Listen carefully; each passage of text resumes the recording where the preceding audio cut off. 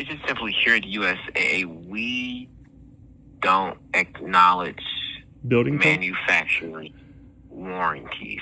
But And like I understand, it's not a warranty right, situation. It's an installation specification. And again, Ohio right. Building Code 905.1, again, International Building Code, IRC 905.1. It's not just an Ohio thing. So you're simply stating Yeah. that, USAA does not acknowledge building code in general, is what you're telling me right now. 905.1 states that installation, the manufacturer's specifications for installation must be followed. And again, you're telling me that you do not want us to follow those specifications. For repair? What about the manufacturer specifications for repair? There is no manufacturer specifications for repair. Again, these are just installation specifications. And again, that's exactly what code says. There's nothing in code that. But that's for it, and that's if you're doing a replacement or installation of an entire roof. We're not paying for installation of an entire roof, so there's no code that has to be followed. When we're paying for repair, you just simply do the repair. I understand that you're saying that, when you're installing a full roof, you have to wrap those hips, onto the adjacent slope, so there's no sort of kind of breach in the warranty. But when you're just simply doing a repair, no, it's not. It's not a warranty thing. It's manufacturer specifications, and again, Ohio Building Code R 905.1 explicitly states that we need to follow those specifications. You guys are. Unless there may be a breach of warranty.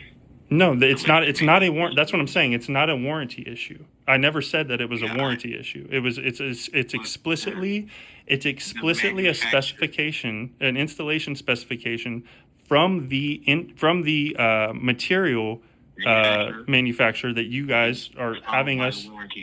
It's not for a warranty though. That's what I'm trying to tell you. It's not for a warranty. I have the specifications for installation. These are installation instructions, sir. This is not to qualify for a warranty or none of that. Again, these are installation specifications to properly prevent any kind of water intrusion, which again, I can get up there right now, sir, and I can show you where the current underlayment that is on the roof right now, the current underlayment is wrapped over those hips because it is supposed to be installed by law that way. It is supposed to be installed as per building code. And then again, like I said, once we go trying to manipulate shingles on those conjoined slopes that USAA has not covered, we are going to cause consequential damage. And Ohio administrative law, these are legislative service commission laws that properly protect consumers.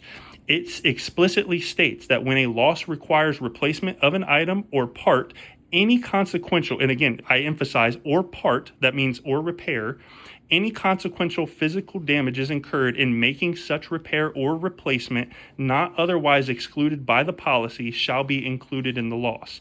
I know that you mentioned that you guys don't owe for fading and discoloration. I completely understand that. This is not what I'm talking about. I'm talking about direct physical loss from us trying to perform this repair that you guys are trying to force us to perform. And again, it's not. There's no question what you guys are asking us to do goes against building code. There's no question. I do apologize, but reasonable care is expected when you guys are doing the repair.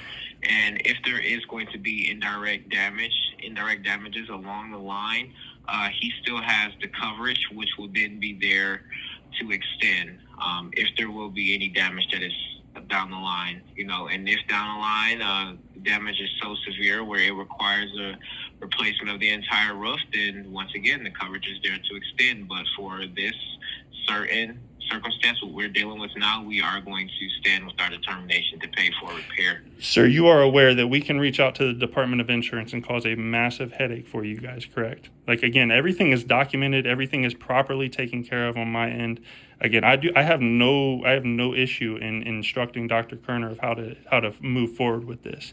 I would highly suggest you guys rethink the stance that you guys are in, because again, should we go ahead and we replace that whole roof, 100%, sir. It is 100% going to accrue additional damage on those conjoined slopes, which means once we start replacing that right-facing slope, that rear slope is going to need to be replaced, as well as that front slope will need to be replaced.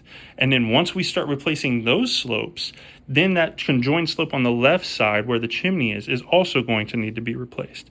At that point, that's going to constitute essentially the full roof, because it meets a 60 or 70% threshold by far and wide. It exceeds that. Again, sir, I'm asking us both to save face. You guys have already taken so long for this customer. Again, I'm trying to do the due diligence and help us both here. Again, because this is exactly where it's going to head. And again, if you're not able to make these calls, I completely understand. I understand that you had to send the supplement that I submitted to you guys, to your upper management for review. If you could please have one of those folks call me directly, or call Dr. Kerner, or give us a contact information, some kind of contact information, to where I can sit with Dr. Kerner and you guys can explain this to him over the phone with me present. Again, I can 100%, we can go over that. And again, if that's what it is, then, so be it. We'll go ahead and we'll take the route that we need to take to justify, the full roof replacement. But again, I'm essentially just trying to save you guys the time and hassle and headache, because it's exactly where it's headed. Is for a big headache for you guys. And again, it's going to cost you guys more money in the long run, unfortunately. So thank you for sharing that with me, sir. Just to address your concerns, the claim was closed. The claim was that we've actually established the initial contact on the claim within a timeline on March 20th of 2026, which the claim processing was processed as of the 24th, which was essentially 4 days later, with the same decision that we are talking about now. The time in between from now and when the actual original check was cut and when it was approved, that's due to the review of the supplemental process, which I've reviewed it more than once. I reviewed it twice, 2 times, maybe even 3 times if I check and do my more due diligence and review this case with leadership. And each time that I've reviewed it with leadership, we have stood with the same determination. Now, I am aware that you can instruct Dr. Kerner to file a complaint with the DOI. I'm completely unaware of that, but we here at USAA, we do our due diligence when it comes to reviewing the cases in the file.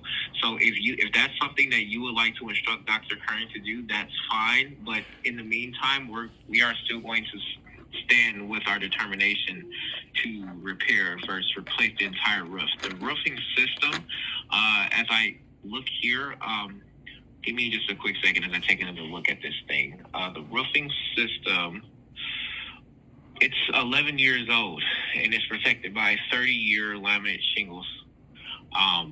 Those shingles, they are made for weathering. Now, when you guys are going to do the repair, which is going to once again cause the shingles on the adjacent slopes to, be taken off and whatever the case may be, sir, I do want you to know that reasonable care is expected when you guys are doing the repair. So it kind of falls on you guys as the contractors when you are doing the repair to make sure that, those shingles are not damaged to a certain point to where they're not going to uphold any additional weathering. But like I stated before, if there is going to be any additional indirect consequential damage that's going to come following the repair, then we will extend coverage in the future because it's there. But like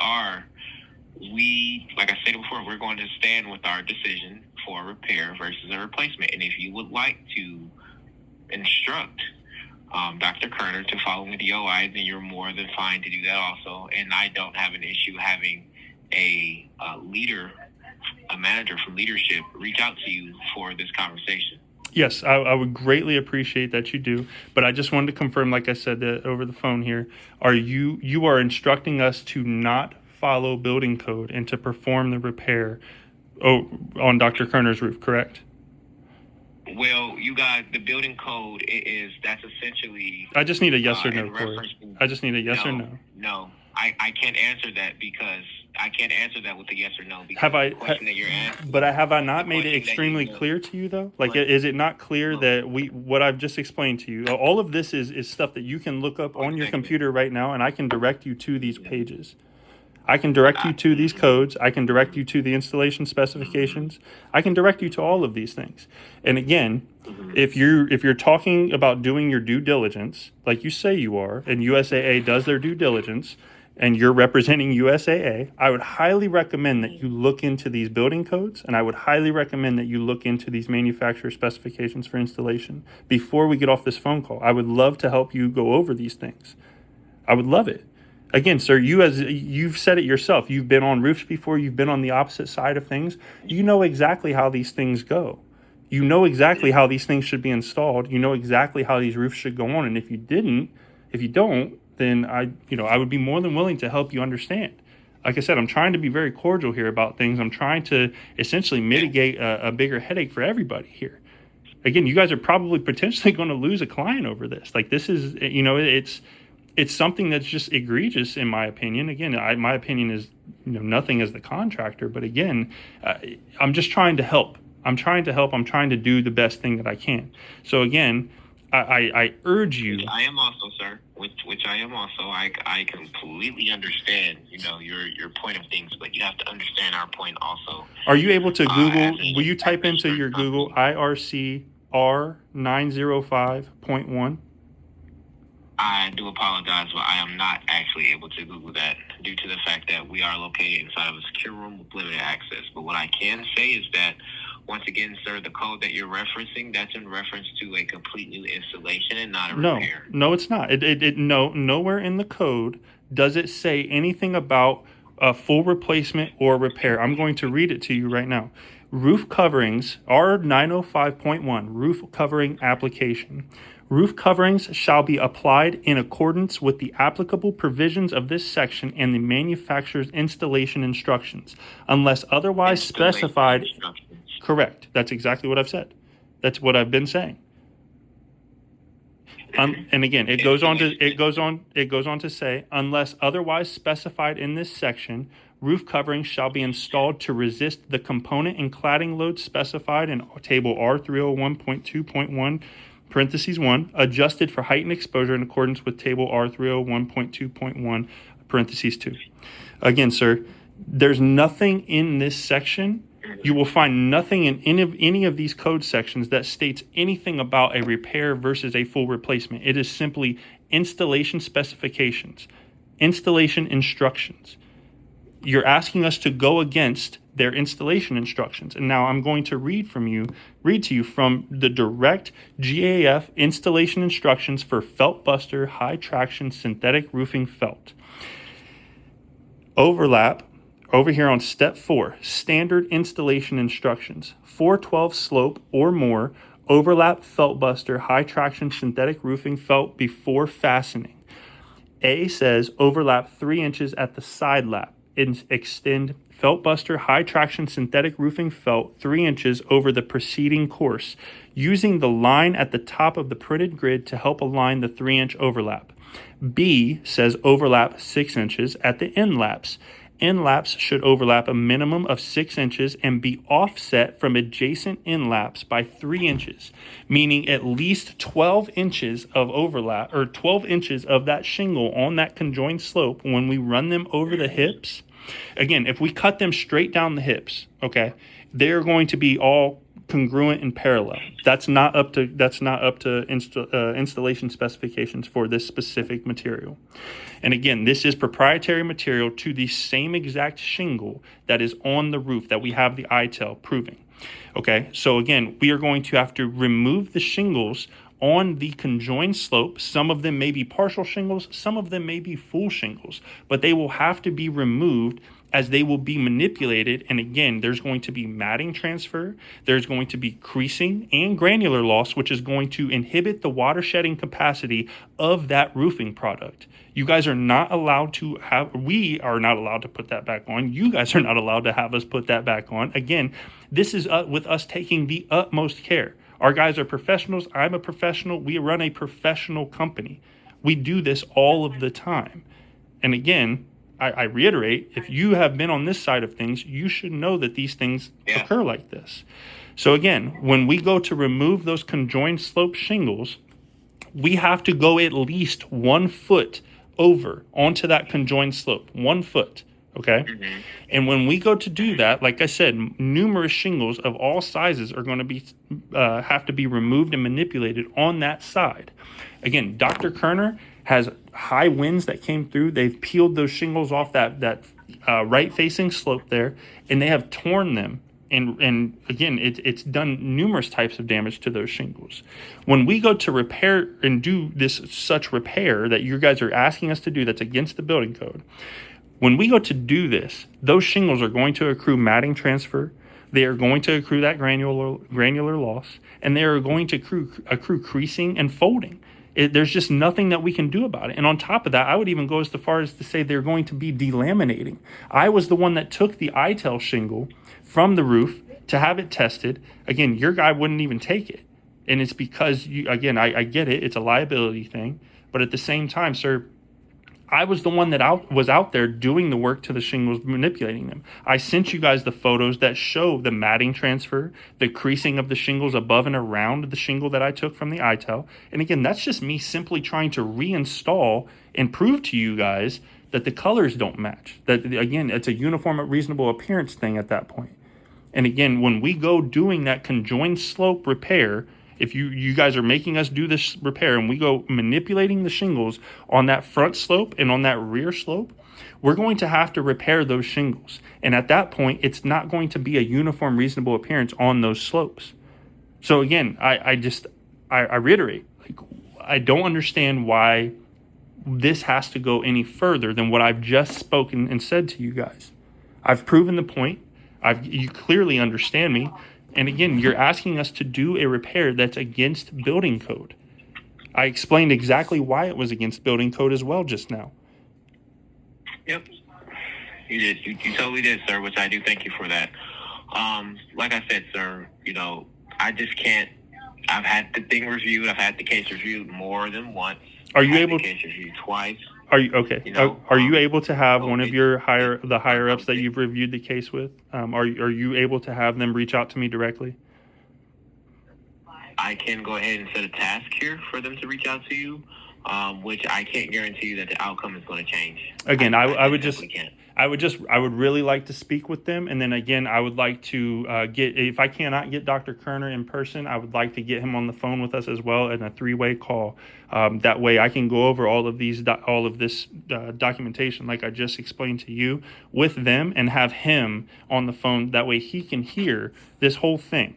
That way, he can understand that you guys are asking us to do something that's against building code, and that way, we can get all the documentation that we need to properly address this. So if you would please put that task in. I greatly appreciate it. I surely would, and if there's anything else that I can do besides this, I'll be more than happy to do so. But I'll go ahead and set the task in the note, and be sure to attempt to have a manager reach out to you right away to review this with you. Okay? I greatly appreciate it, Corey. Thank you, sir. 100%, Josh. Thank you for your time, and everything that you have said has been noted. Okay? Thank you. Bye-bye. Thank you. Bye.